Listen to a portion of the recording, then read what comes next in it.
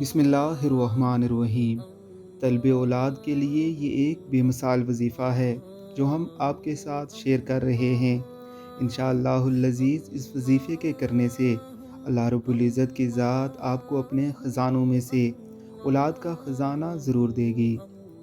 پہلے یہ آیت مبارکہ سن لیجئے۔ وَلِلَّهِ مُلْكُ السَّمَاوَاتِ وَالْأَرْضِ وَمَا بَيْنَهُمَا يَخْلُقُ مَن يَشَاءُ وَاللَّهُ عَلَىٰ كُلِّ شَيْءٍ قدیر۔